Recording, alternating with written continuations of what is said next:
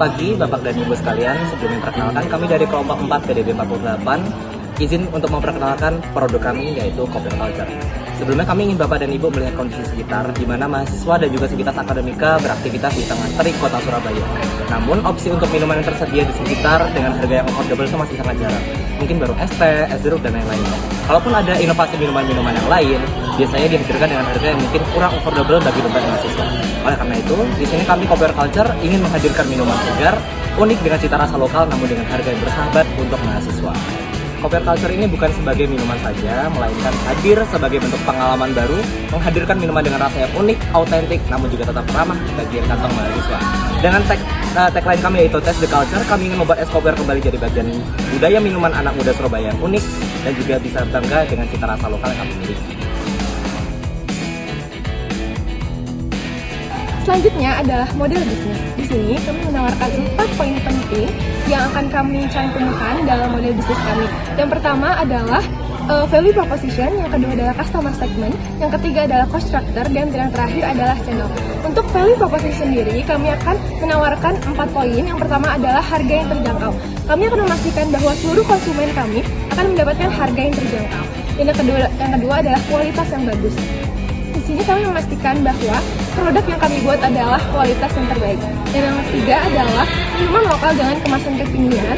Dan yang terakhir adalah es kopior yang memiliki rasa otentik lokal dengan isian yang bervariasi. Untuk customer segmennya sendiri, di sini adalah Sivitas Akademika Universitas Erlangga, dan di mana itu terdapat dosen, mahasiswa, dan tenaga kependidikan lainnya. Yang ketiga adalah cost structure. Di sini adalah 3 biaya yang kami fokuskan dalam produksi. Yang pertama adalah biaya bahan baku, yang kedua adalah biaya gaji, dan yang terakhir adalah biaya pemasaran. Yang ketiga adalah channel. Channel ini adalah platform yang kami gunakan dalam pemasaran. Yang pertama adalah WhatsApp, yang kedua Instagram, dan yang kedua offline atau luar jaringan. Baik, di sini saya akan menjelaskan komponen dari logo kami, yaitu dapat 3 komponen, yaitu nama brand, kemudian pohon kelapa, dan juga buah kelapa. Untuk nama brand kami beri nama Kopior Culture, di mana kami menjual es kopior yang khas dari Indonesia dengan sebuah kekinian yaitu culture. Kemudian pohon kelapa melambangkan kesegaran minum brand kami di cuaca yang panas. Yang terakhir yaitu buah kelapa, di mana kami menggunakan buah kelapa sebagai bahan utama dari produk kami. Nah, selanjutnya ada pemasaran digital. Pemasaran digital yang kami gunakan ada 2. Yang pertama, menggunakan platform Instagram untuk membuat konten-konten dan promosi tentang Kopior Culture. Contohnya sebagai berikut.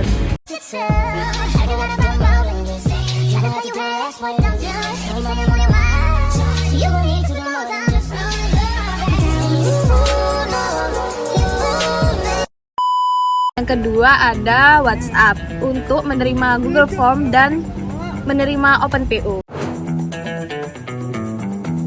Jadi di sini kelompok kami menggunakan 2 strategi pemasaran. Yang pertama yaitu kopling.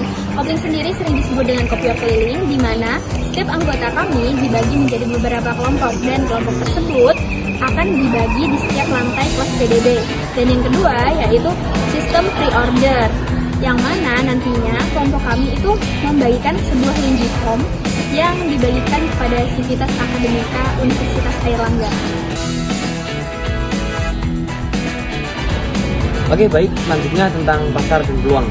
Pasar kami adalah Sivitas Akademika Universitas Erlangga yang meliputi dosen, tenaga pendidik, dan para mahasiswa.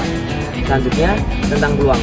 Mahasiswa membutuhkan minuman segar, variatif, dan harga yang terjangkau. Terlebih dengan cuaca kota Surabaya yang sangat panas, dan kita membutuhkan minuman yang segar-segar. Selanjutnya yakni terkait kendala selama masa produksi dan juga solusi yang kita upayakan. Kendala yang pertama yakni terkait konsistensi rasa.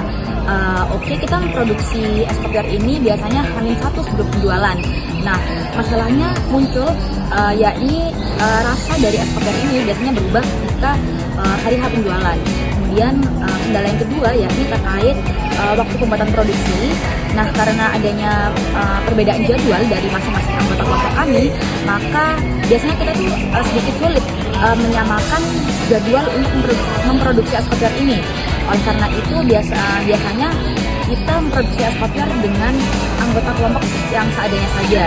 Kendala yang ketiga yakni terkait logistik, yang mana karena adanya keterbatasan transportasi dan juga peralatan yang kami miliki, kita sedikit kesulitan membawa es kopior dari tempat produksi ke tempat penjualan.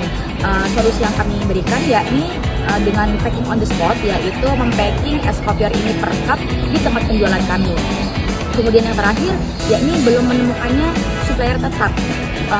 Karena belum adanya supplier tetap ini, maka kos modal kami itu berubah-ubah.